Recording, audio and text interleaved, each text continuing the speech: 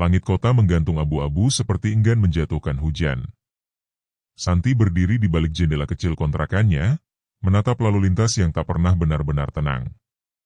Di sisinya, Fajar duduk di lantai dengan kotak pensil warna yang hampir habis isinya.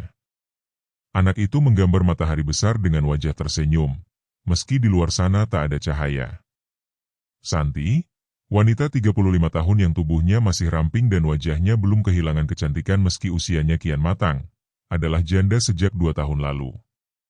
Suaminya, Tino, meninggal dalam kecelakaan sepeda motor saat pulang larut malam dari kerja sambilan.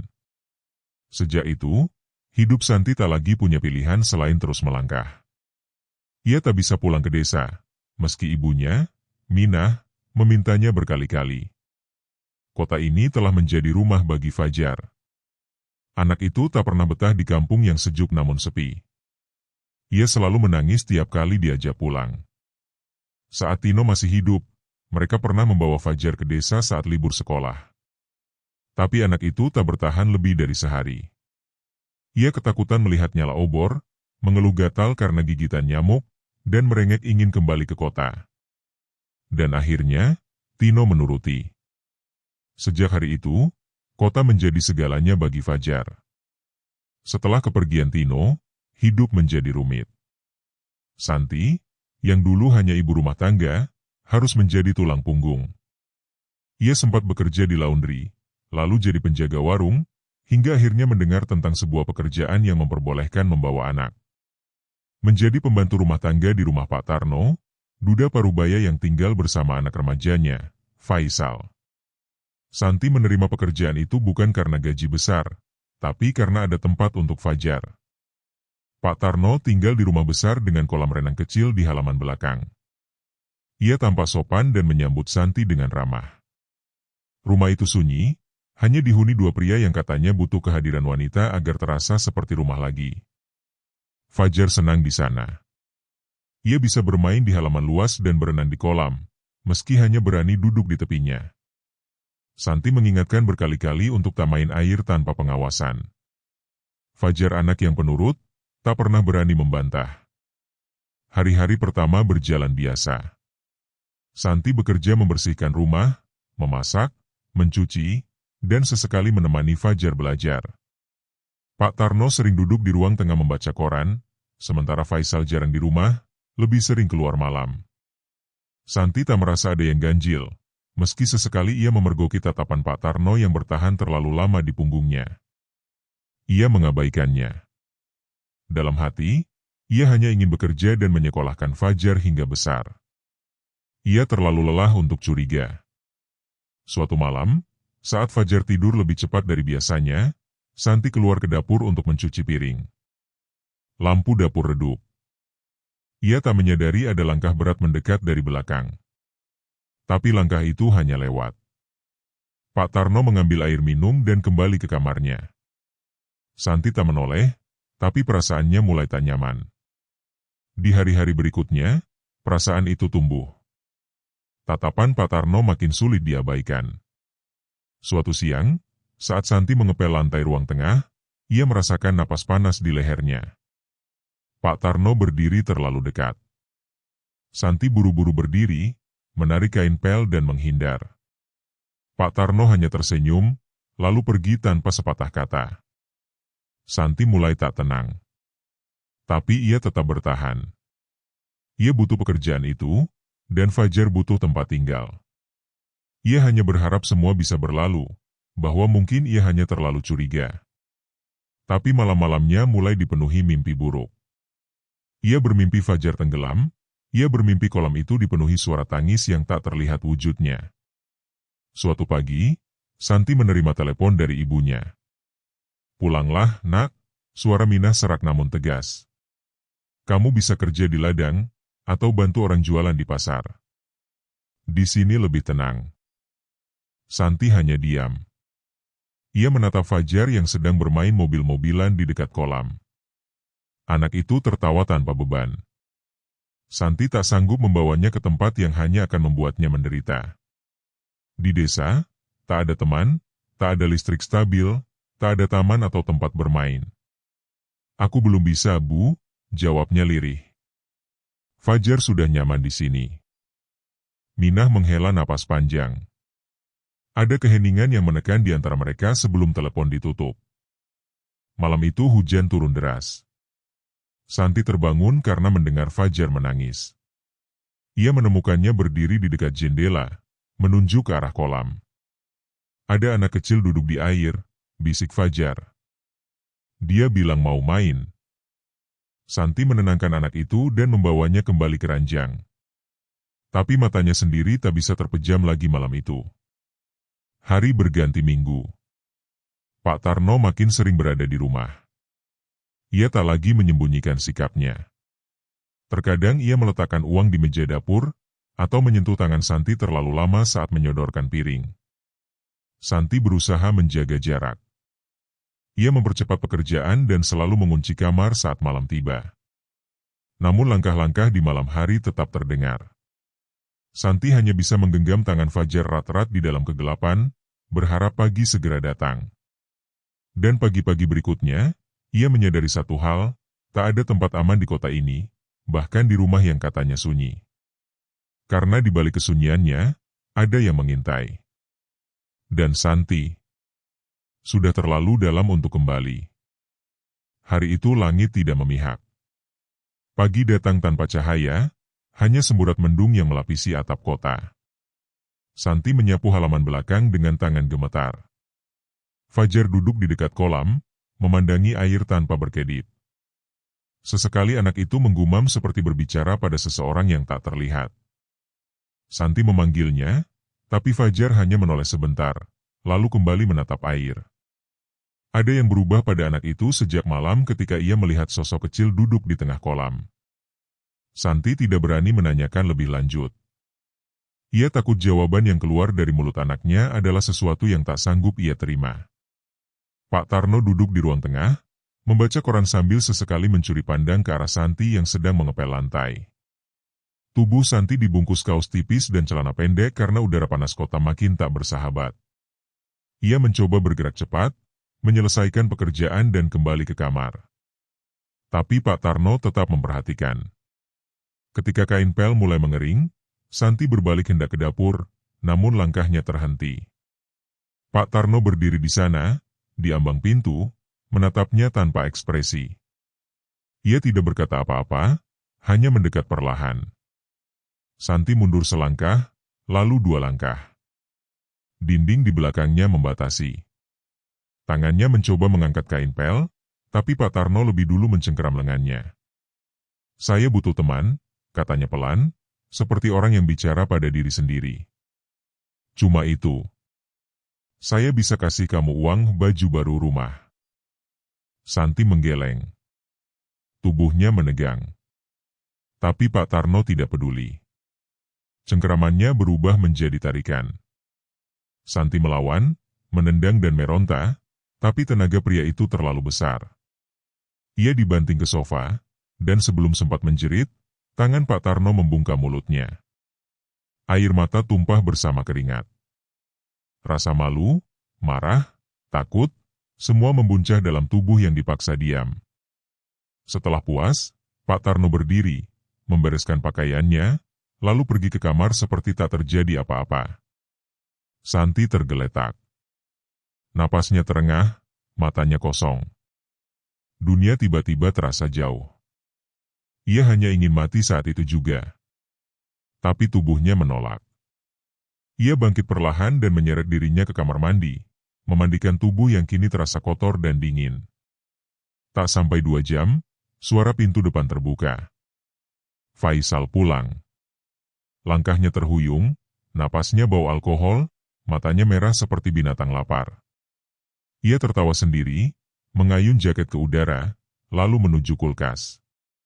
Ketika ia menoleh ke arah ruang tamu, ia melihat Santi, masih lemas, hanya memakai pakaian dalam. Tatapan Faisal berubah. Senyumnya memuakan. Kenapa bibi seksi banget siang-siang begini? Santi buru-buru berdiri, hendak lari ke kamar, tapi Faisal lebih cepat. Ia menarik rambut Santi, melemparkannya ke lantai. Santi menjerit, namun hanya sia-sia. Faisal menjambak dan menciumi paksa wajahnya. Saat itu juga, pintu pagar depan berbunyi.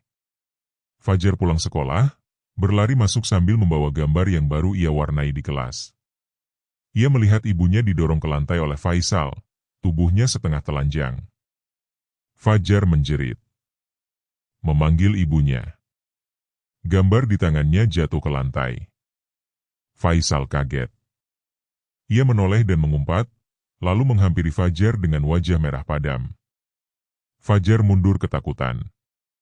Tapi Faisal sudah menghampiri, meraih tubuh kecil itu dan menyeretnya keluar. Ibu! Tolong Bu! Fajar menangis, meronta. Santi mencoba bangkit, mengejar, tapi lututnya tak kuat. Ia tergelincir. Tubuhnya lemas dan gemetar. Di halaman belakang, Faisal membuka pagar kolam renang, lalu melempar tubuh kecil itu ke dalam air. Cebur. Suara yang kecil, tapi memecah dunia. Fajar berteriak di dalam air. Ia tak bisa berenang. Tangannya mencakar-cakar permukaan air, kakinya mengayuh kosong. Santi muncul di pintu, berlari sambil berteriak. Fajar! Tapi sebelum sempat sampai ke kolam, Faisal menarik tubuhnya kembali ke dalam rumah, mendorongnya ke lantai. Diam! Kau yang mulai semua ini.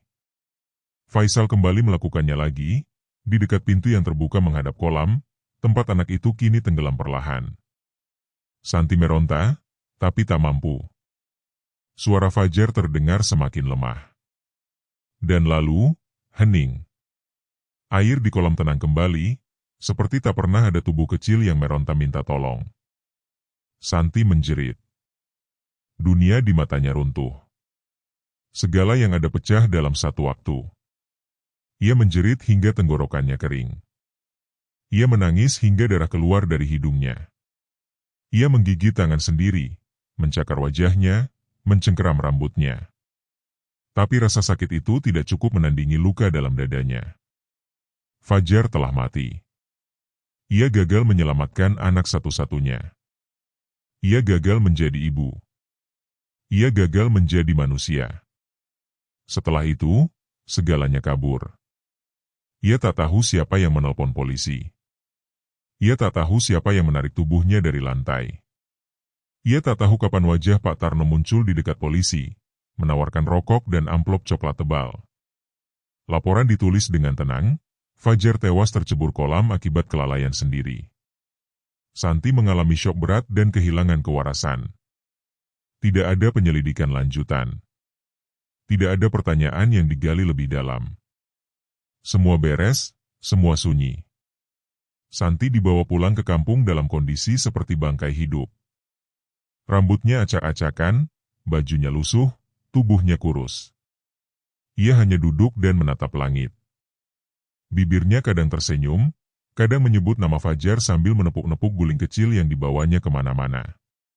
Fajar dikuburkan di belakang rumah, di tanah lapang tempat dulu Santi bermain saat kecil. Buminah menguburkan cucunya dengan tangan sendiri, tanpa tangis. Matanya merah, tapi wajahnya dingin. Ia menunduk dan mencium nisan kayu yang ditancapkan seadanya. Beberapa malam setelah itu, Buminah mulai bermimpi buruk. Ia melihat air kolam berubah merah, dan Fajar berdiri di tengahnya dengan pakaian sekolah basah kuyup. Ia tidak menangis. Ia hanya menunjuk ke arah kota dan berkata, "Sampaikan, Nek, aku belum selesai." Dan ketika tubuh Santi mulai menggembung, perutnya membesar perlahan tanpa ia sadari, Buminah tahu, kejahatan yang disembunyikan tidak akan pernah benar-benar hilang. Hari-hari di kampung sepi, namun bukan sepi yang menenangkan. Rumah panggung milik Buminah yang dulu ramai didatangi orang-orang mencari pertolongan, kini sunyi seperti gua batu. Sejak Santi pulang dalam kondisi linglung dan Fajar dikubur di tanah belakang rumah, pintu rumah itu jarang terbuka. Bahkan ayam pun enggan melintas ke pekarangannya. Buminah duduk lama di depan tungku dapur, menatap bara yang tak pernah cukup hangat. Tubuhnya yang rentam mulai sering menggigil, tapi bukan karena cuaca. Ada hawa yang berubah di dalam rumah itu, sesuatu yang tidak ia kenal, meskipun ia telah puluhan tahun bersentuhan dengan dunia gaib. Santi mengurung diri di kamar, berbicara dengan bayangan dan boneka. Ia menyanyi lagu anak-anak sambil menggambar lingkaran-lingkaran dengan arang di lantai.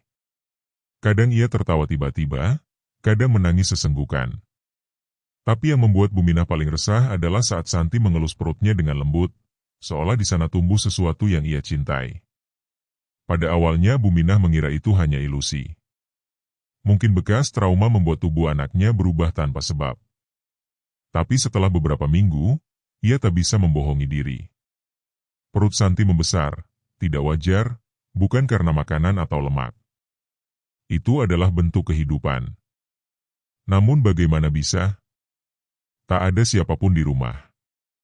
Tak ada cerita tentang pernikahan. Dan Santi bahkan tidak sadar bahwa ia hamil. Buminah mencoba menenangkan hatinya. Tapi malam-malamnya mulai gelisah. Ia bermimpi melihat Fajar berjalan menyusuri pematang sawah, memanggil-manggilnya, namun setiap kali ia dekati, anak itu menghilang. Dalam mimpi lainnya, ia melihat air kolam bergelombang dan dari dalamnya muncul dua tangan kecil yang mencakar-cakar udara. Akhirnya, pada malam ketujuh setelah bulan purnama, Buminah duduk di depan cermin tua yang biasa ia gunakan untuk menolak santet dari orang. Ia menyalakan dupa putih, menggigit jari telunjuknya, dan meneteskan darah ke permukaan cermin. Ia ingin tahu. Ia ingin melihat. Kabut muncul perlahan. Cermin memantulkan bayangan rumah besar di kota, kolam biru dengan lingkaran air yang tak berhenti. Kemudian muncul tubuh Santi, tergeletak di lantai, lalu sosok pria tua yang menindihnya. Setelah itu, kilas cepat wajah Faisal, mabuk, tertawa di atas tubuh Santi yang sudah tak mampu bergerak. Dan di ujung bayangan itu, muncul wajah Fajar. Matanya kosong, bibirnya biru. Ia berdiri di kolam, menunjuk ke arah Buminah, lalu berkata tanpa suara, "Ibu dibungkam. Aku ditenggelamkan. Buka matamu, Nek." Buminah terjerembab ke lantai. Napasnya sesak. Tapi bukan ketakutan yang menguasai tubuhnya, melainkan amarah. Sesuatu dalam dirinya yang selama ini ia jinakkan pecah tanpa bisa ditahan. Ia telah menolong banyak orang. Ia menyembuhkan, bukan menyakiti. Tapi kini, satu-satunya cucunya dibunuh, dan anaknya diperkosa lalu dibungkam oleh kepalsuan. Semua itu tidak bisa dibiarkan. Besoknya, Buminah membersihkan ruangan belakang rumahnya. Tempat itu dulu ia gunakan untuk mengobati orang dari penyakit kiriman dan gangguan halus. Kini tempat itu kembali dibuka, tapi bukan untuk pengobatan.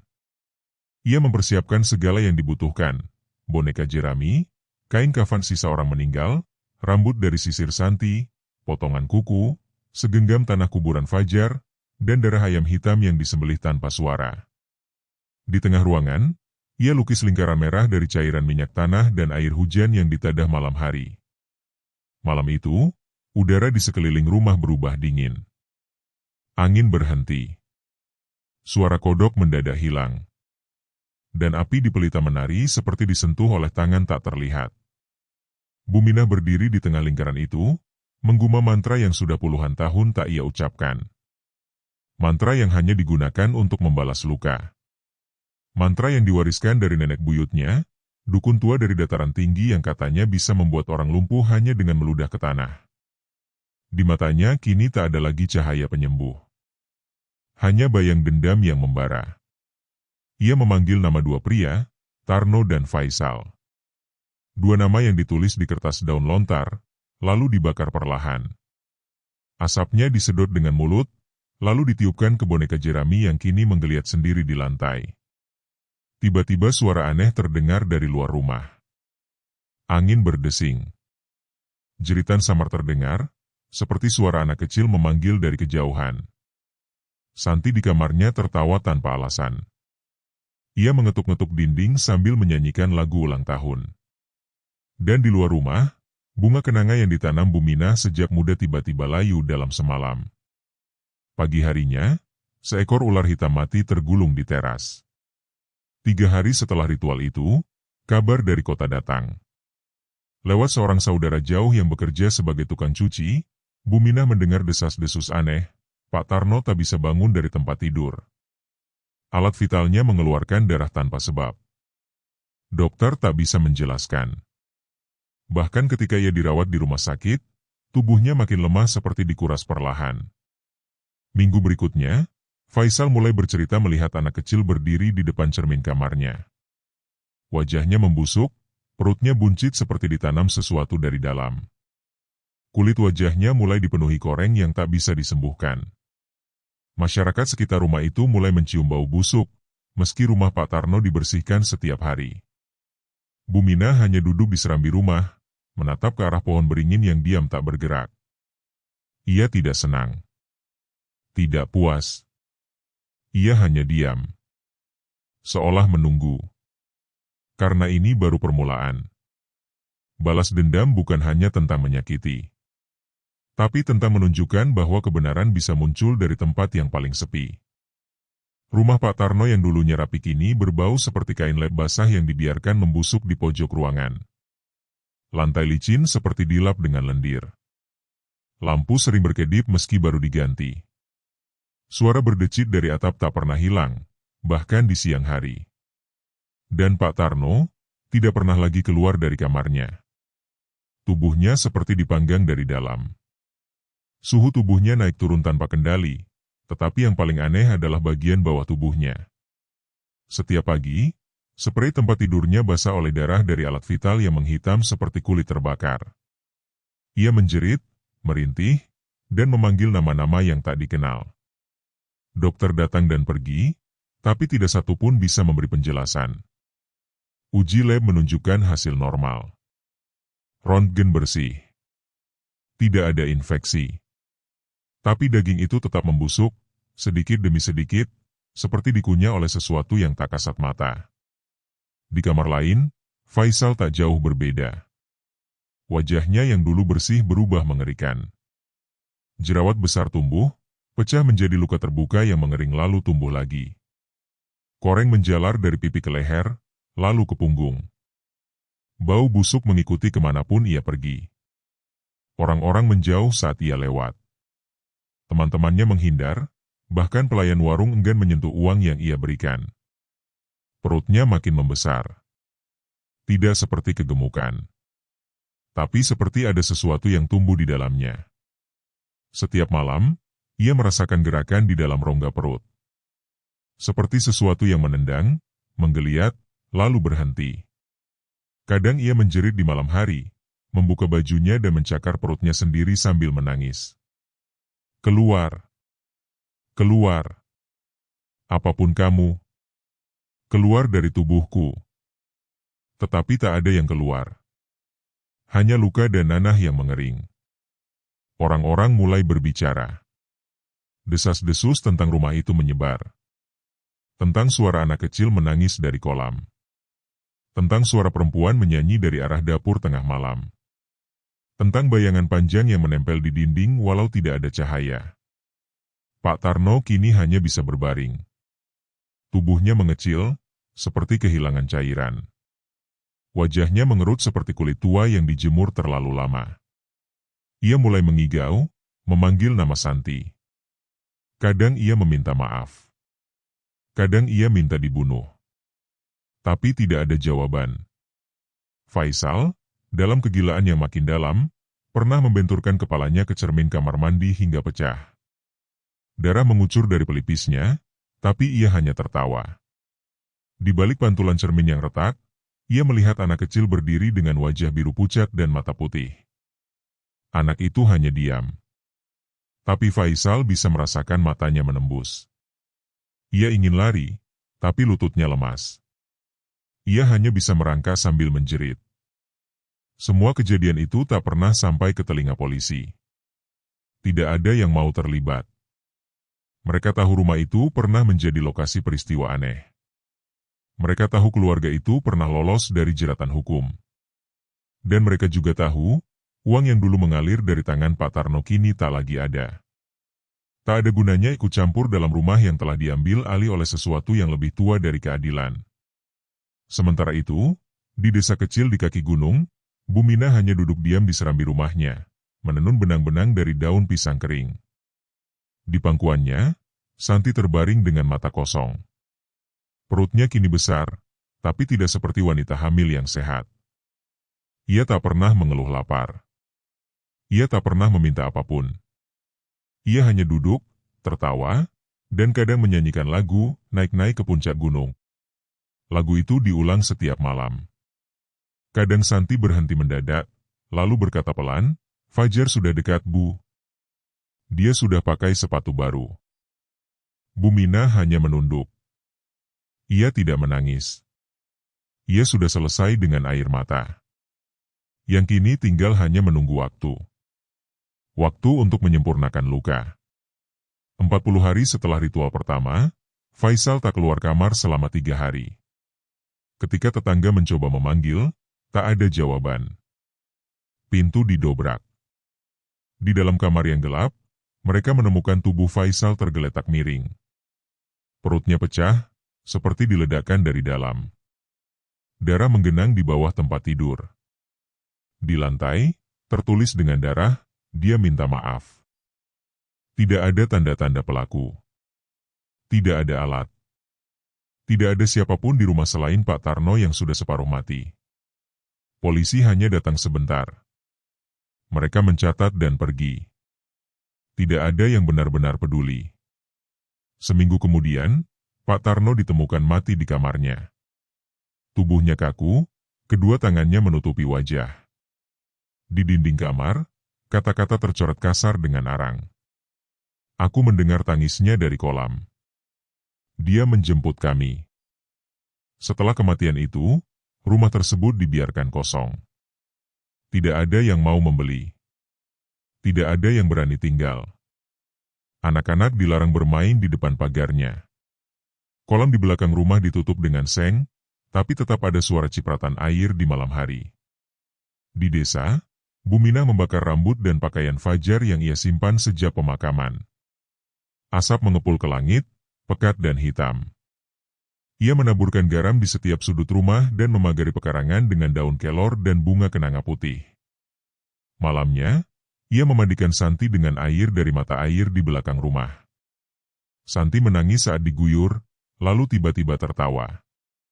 Ia memeluk Bumina erat-erat, lalu berbisik di telinganya, dia sudah tak menangis lagi, Bu, dia sudah tidak basah. Dan Bumina tahu, sebagian luka sudah terbalas. Tapi belum semua. Karena sesuatu masih tumbuh di dalam Santi. Sesuatu yang belum lahir. Sesuatu yang membawa warisan kutukan, dan jalan sunyi berikutnya. Perut Santi terus membesar, seolah waktu tidak mengikuti aturan semestinya. Dalam hitungan minggu, bentuk tubuhnya menyerupai perempuan yang hamil tua. Tapi ia tidak merasakan nyeri, tidak mengalami mual, tidak pula mengalami perubahan layaknya ibu mengandung pada umumnya. Yang ada hanyalah gerakan-gerakan aneh dari dalam rahim, seperti kepakan sayap atau cakar-cakar kecil yang menggesek dinding perutnya. Bumina menatap anaknya dengan hati yang koyak. Ia tahu bayi itu bukan lahir dari cinta. Itu buah dari kekejian.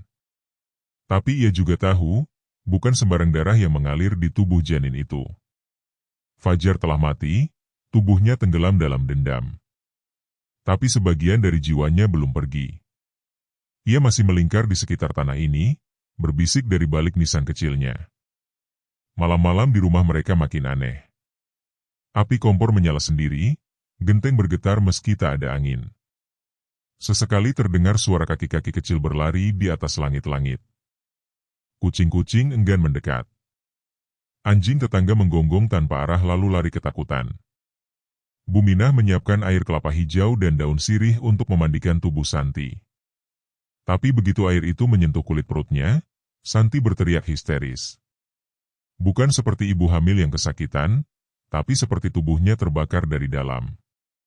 Dari balik kulit perut, terlihat jejak seperti tangan kecil mendorong keluar, bukan 1, melainkan 2, 3, hingga 5 sekaligus.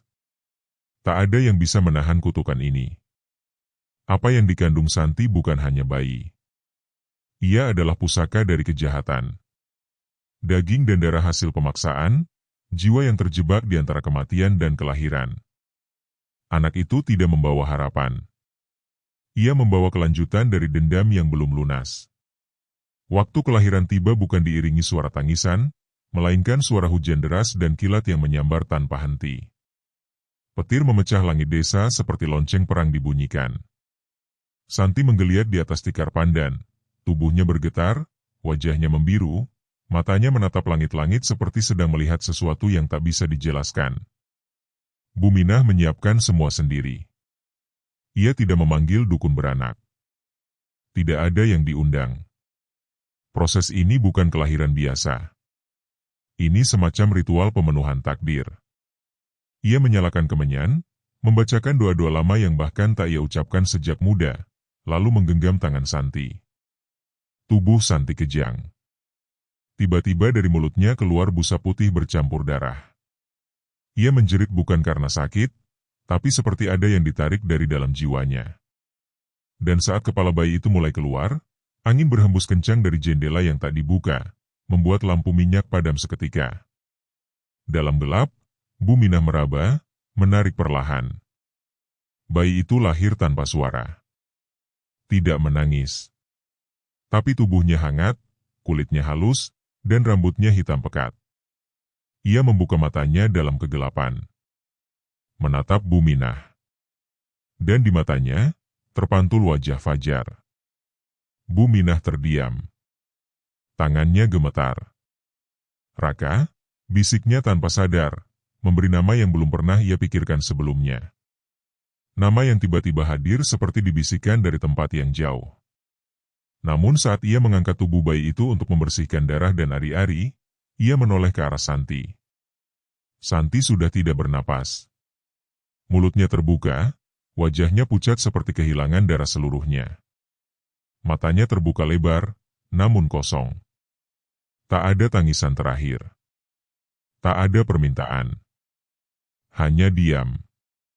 Buminah menjerit tertahan, tapi ia tak bisa menangis. Tidak sekarang. Ia hanya menggenggam bayi itu erat-erat, mendekapnya di dada yang sudah terlalu penuh luka. Satu-satunya yang tersisa kini hanya Raka. Dan malam itu, tanah kembali basah bukan oleh hujan, tapi oleh darah seorang ibu yang tak pernah mendapatkan keadilan. Hari-hari berikutnya sunyi. Tak ada yang tahu bahwa Santi telah meninggal. Tak ada yang bertanya mengapa kain kafan digantung di belakang rumah. Buminah menggali liang kecil di samping pusara Fajar, menguburkan tubuh Santi di situ. Ibu dan anak dipisahkan oleh akar-akar kecil, namun disatukan oleh luka yang sama.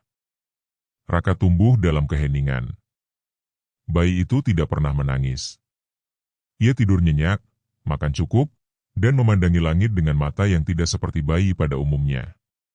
Setiap malam, Buminah duduk di sampingnya, bernyanyi lirih, lalu dia menatap wajah cucunya yang selalu tenang. Terlalu tenang. Di malam-malam tertentu, Raka tertawa sendiri dalam tidurnya. Dan saat Buminah mendekat, ia mendengar suara kecil berkata, "Fajar senang, Nek." Tapi masih ada yang belum selesai. Buminah tahu, kematian Pak Tarno dan Faisal belum menutup semua luka. Ada kebenaran yang belum diumumkan ke dunia. Semua yang mereka alami hanya jadi bisik-bisik. Nama Santi hanya dikenal sebagai pembantu yang histeris, bukan sebagai korban. Raka tidak akan membalas. Ia akan menyimpan semua itu. Ia akan tumbuh dalam pelukan Buminah, dibesarkan dengan kasih sayang, namun bayang dendam tetap hidup di matanya. Malam itu, ketika angin kembali membawa suara dari kolam yang jauh di kota sana, Buminah duduk di depan makam Fajar dan Santi, sambil memeluk Raka yang tidur. Ia tahu, hidupnya takkan lama lagi. Tubuhnya makin sering gemetar, penglihatannya mulai kabur. Tapi ia tidak takut. Ia hanya ingin menyelesaikan satu hal sebelum napasnya berhenti. Menyampaikan cerita. Mengungkap kebenaran. Agar kutukan ini tidak diwariskan diam-diam. Karena dendam yang tidak dibisikkan akan membusuk jadi kutukan. Dan kutukan yang tidak dikenali akan menyatu dalam darah. Dan darah yang diwariskan tanpa kebenaran, akan tumbuh menjadi raga baru untuk kemarahan lama. Buminah tahu tubuhnya menua dengan cepat. Tangannya makin kaku, jari-jarinya sulit menggenggam erat. Dada kirinya nyeri bila malam tiba. Tapi setiap kali ia memandang wajah Raka, cucu itu tumbuh seperti bunga di musim dingin, pelan, tapi tak pernah layu. Tak seperti anak-anak lain, Raka tak pernah demam, tak pernah batuk. Ia hanya diam, sering termenung. Kadang ia tersenyum sendiri di ujung ranjang, seolah mendengarkan sesuatu dari balik dinding. Waktu berjalan. Tahun berganti.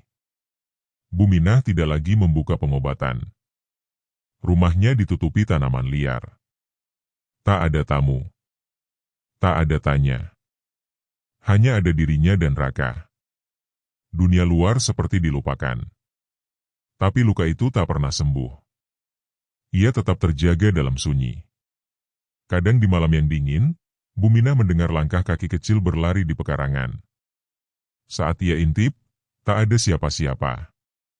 Tapi setiap ia berbalik, suara tawa kecil terdengar, lalu hilang. Raka kini berusia 5 tahun. Tubuhnya kurus, kulitnya pucat. Tapi sorot matanya, bukan milik anak seusianya. Ia terlalu tenang. Terlalu paham. Ia tidak bertanya mengapa ibunya tidak pernah memeluknya. Tidak merengek minta mainan. Ia hanya suka duduk di dekat pusara kecil yang ditandai batu tak bernama, tempat Santi dan Fajar dibaringkan. Dia sering datang, "Nek," ujar Raka suatu malam, suaranya datar. Adik kecil itu. Rambutnya basah. Bajunya bau kolam. Buminah tercekat. Ia tak berani bertanya lebih lanjut. Ia hanya menarik Raka ke pelukannya. Tapi di dalam hatinya, ia tahu, arwah Fajar belum tenang. Dan kini, arwah itu menjadi teman adik tirinya. Malam itu, desa diguyur hujan deras. Langit gelap seolah menggigil. Buminah merasa dadanya sesak, seperti ada tali yang melilit pelan. Ia menatap langit dari lubang genteng yang bocor. Di bawahnya, Raka menggambar di lantai dengan arang. Garis-garis itu membentuk sesuatu, sebuah rumah besar, kolam, dan seorang perempuan yang berdiri setengah tenggelam. Buminah tahu gambar itu. Ia pernah melihatnya. Itu rumah Pak Tarno. Kolam itu tempat Fajar dibenamkan. Dan perempuan itu, Santi, saat tubuhnya setengah telanjang, diseret anak majikannya. "Nek." Raka menoleh. Besok Fajar ulang tahun. Buminah terdiam. Matanya memanas. Tanggal itu, tanggal ketika Fajar ditemukan tewas. Ia tak bisa menahan lagi. Dada tuanya sudah terlalu penuh. Ia ingin cerita ini selesai. Ia ingin Raka tumbuh tanpa bayang dendam yang diam-diam mengalir dalam darahnya.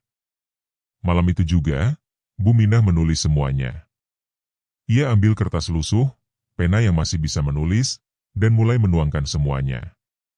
Dari kematian Tino, pekerjaan Santi di rumah Pak Tarno, pemerkosaan, kematian Fajar, kegilaan Santi, pembungkaman polisi, hingga kutukan yang ia bangkitkan untuk membalas semua itu. Setiap kata ditulis dengan tangan gemetar. Lalu ia masukkan surat itu ke dalam botol kaca, menyegelnya, dan menguburnya di bawah nisan Santi. "Satu hari nanti, kalau aku tak bisa menjawab, kau bacalah sendiri," bisiknya pada Raka, yang menatap diam dari ambang pintu. 2 malam kemudian, tubuh Buminah mulai lemah. Ia menggigil.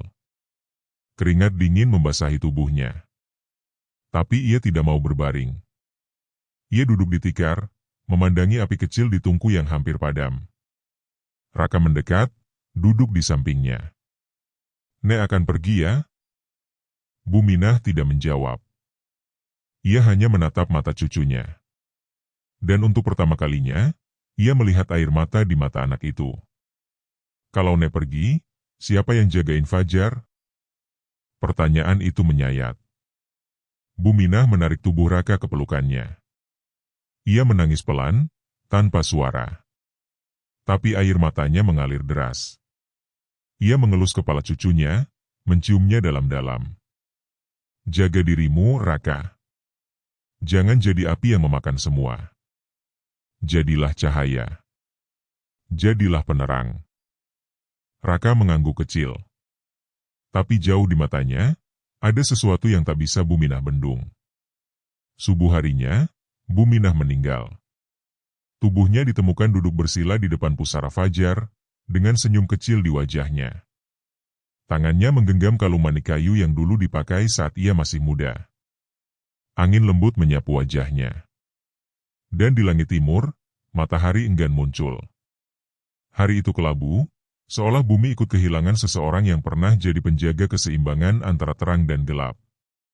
Warga desa menguburnya tanpa tanya. Tak banyak yang hadir.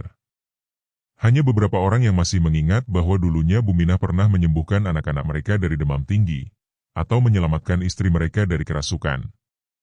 Mereka menunduk dalam diam. Dan di antara mereka, hanya satu anak kecil yang berdiri paling dekat dengan liang lahat. Raka. Tanpa tangis. Tanpa senyum. Tangannya menggenggam sebungkus kecil bunga kering. Bunga kenanga, kesukaan neneknya. Ia taburkan perlahan ke atas tanah basah. Angin meniup rambutnya. Ia menatap lurus ke depan. Tidak ada ketakutan di matanya. Hanya sepi yang pekat.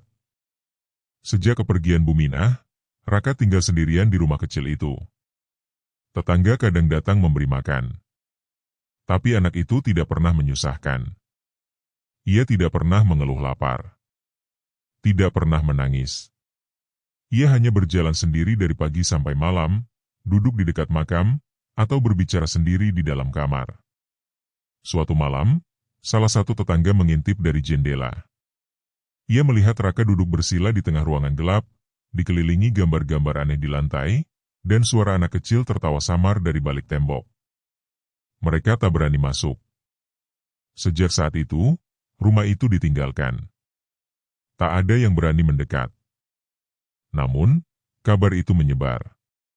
Dan seseorang dari kota yang pernah mengenal Pak Tarno, seorang kerabat jauh, mendengar bahwa rumah tempat semua tragedi dimulai kini dimiliki oleh cucu dari perempuan yang dahulu bekerja di sana. Ia datang. Berniat mengadopsi Raka. Dan di sanalah, takdir perlahan kembali menulis jalannya sendiri. Karena dendam yang diwariskan tidak mengenal batas waktu. Ia menyusup dalam darah. Ia tumbuh dalam diam. Dan pada akhirnya, akan kembali mencari bentuk. Raka dibawa ke kota oleh seorang pria bernama Damar, kerabat jauh dari mendiang Pak Tarno. Usianya sekitar 40 tahun, berpenampilan rapi, sopan, dan tampak berpendidikan. Ia datang ke desa dengan alasan ingin menebus kesalahan keluarga, ingin merawat anak yang terlantar, membawanya ke dunia yang lebih layak. Tapi tak ada yang tahu, Damar bukan datang untuk kebaikan. Ia datang untuk satu alasan, warisan. Dulu, setelah kematian Pak Tarno dan Faisal, aset rumah dan tanah sempat dibekukan karena tidak ada ahli waris yang sah. Tapi kini, setelah mendengar bahwa Raka, anak dari Santi yang dulu bekerja di rumah itu, masih hidup, Damar melihat peluang. Jika anak itu diadopsi secara hukum, ia bisa mengambil alih semua harta yang tersisa. Raka tidak menolak. Ia diam saat dibawa. Diam saat mobil melaju jauh dari makam ibunya, neneknya, dan Fajar. Diam ketika memasuki rumah besar yang dulu menjadi saksi pembantaian kecil yang tak pernah diadili. Rumah itu masih sama. Kolam di belakang rumah masih ada, meskipun warnanya kini keruh dan dipenuhi daun. Damar tidak tahu bahwa rumah itu bukan hanya bangunan. Ia adalah wadah luka. Malam pertama di rumah itu, Raka tidur di kamar Faisal. Dindingnya telah dicat ulang, perabotan diganti, dan aroma dupa dipasang agar tampak bersih. Tapi begitu malam turun, suara langkah kecil mulai terdengar dari arah kolam. Suara tawa bocah menyusup dari sela angin. Damar merasa tak nyaman, tapi ia menganggapnya halusinasi karena kelelahan. Raka duduk di ranjang. Tangannya menggambar lagi di dinding, seperti yang dulu ia lakukan bersama neneknya. Tapi kali ini ia tidak menggambar rumah. Ia menggambar kolam, mayat, dan wajah Faisal dengan mata berlubang. Di ujung dinding, ia tulis satu kata. Kembali. Hari-hari berikutnya, rumah itu kembali dihuni, tapi keheningan lama tetap tinggal di sudut-sudutnya. Lampu sering padam meski listrik tak bermasalah. Bau amis muncul dari lantai kamar mandi. Dan malam-malam diisi dengan mimpi buruk. Damar mulai mendengar suara Santi. Suara jeritan tertahan dari balik kamar. Suara Fajar menangis dari arah kolam. Ia mencoba membujuk dirinya bahwa semua ini hanya efek sugesti, hanya perasaan bersalah yang ia pendam selama bertahun-tahun. Tapi tubuhnya mulai lemah. Perutnya nyeri setiap malam. Dan pada malam ke-13 setelah Raka tinggal di sana, ia memuntahkan cairan hitam dari mulutnya. Urat di tangannya menonjol. Matanya merah.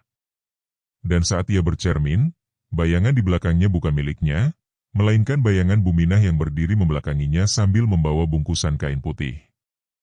Raka tidak menangis. Tidak pernah. Tapi ia tahu, malam itu rumah telah memilih. Damar bukan korban pertama. Tapi ia adalah pengantar terakhir. Keesokan paginya, Damar ditemukan mati di ruang tamu. Mulutnya menganga, matanya terbuka seperti melihat sesuatu yang tak bisa diterima akal. Di keningnya, tertulis dengan darah, "Kau tahu, tapi kau diam." Berita itu tersebar. Rumah itu kembali dikosongkan. Raka dibawa oleh petugas sosial ke panti asuhan sementara, tapi anak-anak lain menolak tidur sekamar dengannya. Mereka bilang Raka sering bicara sendiri. Malam-malam tertawa. Kadang duduk di pojok dan berbicara dengan suara dua arah, seolah ada seseorang di sebelahnya. Bahkan salah satu anak pernah melihat Raka mengambang beberapa sentimeter dari lantai saat tidur. Para pengurus takut. Tapi mereka tak bisa membuang anak itu. Ia terlalu tenang. Terlalu pendiam. Tak bisa dituduh apapun. Malam-malam berikutnya, satu persatu anak di panti mulai mengeluh mimpi buruk. Ada yang bermimpi diceburkan ke kolam. Ada yang melihat wanita berdiri di ujung ranjang mereka sambil membawa bayi. Bahkan seorang pengurus pernah merasa tangan kecil menariknya ke dalam bak mandi yang tiba-tiba dalam dan dingin seperti danau. Hingga suatu malam, Raka berjalan sendiri keluar panti. Tak ada yang tahu bagaimana ia membuka gerbang. Tak ada yang mendengar langkahnya. Ia hanya hilang. 3 hari kemudian, seorang warga melihat anak kecil duduk di tepi kolam tua, bekas rumah Pak Tarno yang kini tak dihuni siapapun. Ia duduk diam, menatap air. Wajahnya pucat, rambutnya basah. Dan di permukaan air, ada bayangan 4 orang berdiri, Santi, Fajar, Buminah, dan seorang bayi kecil. Satu demi satu bayangan itu tenggelam ke dasar kolam, meninggalkan Raka sendiri. Dan tiba-tiba, langit mendung, angin berhenti. Permukaan air dia membeku. Raka menunduk. Tubuhnya perlahan masuk ke dalam kolam. Tidak meloncat. Tidak tercebur. Hanya masuk perlahan, seperti ditarik kembali ke asalnya. Tak ada jeritan. Tak ada riak. Dan sejak malam itu, kolam itu tidak lagi memantulkan bayangan siapapun. Bertahun-tahun kemudian, rumah itu masih kosong. Kolamnya ditutup, tapi suara air tetap terdengar setiap malam. Warga hanya melewati depan rumah itu dengan cepat. Anak-anak dilarang mendekat. Bahkan polisi pun enggan menyentuh kasus-kasus kematian misterius yang berkaitan dengan rumah itu. Hanya ada satu kisah yang beredar dari mulut ke mulut. Tentang seorang ibu yang kehilangan anaknya. Tentang seorang nenek yang membalas dengan kutukan. Dan tentang seorang anak yang lahir membawa luka yang bukan miliknya, tapi dipaksakan kepadanya oleh dunia yang diam. Raka tidak pernah ditemukan. Namanya tidak tercatat di buku sekolah manapun. Namun setiap malam tanggal kematian Fajar, suara anak kecil terdengar bermain air. Dan setiap tahun, bunga kenanga liar tumbuh sendiri di pinggir kolam, meski tak pernah ada yang menanamnya. Dendam telah usai. tapi lukanya akan terus hidup dalam cerita. Dalam malam-malam yang terlalu sepi. Dalam bisik angin yang membawa bau amis dari arah rumah yang tak ingin diingat siapapun. Dan pada akhirnya, tak semua anak dilahirkan untuk hidup. Sebagian hanya ditakdirkan untuk mengingatkan dunia bahwa keadilan yang dibungkam akan tetap bicara. Dalam sunyi. Dalam kutukan. Dalam air.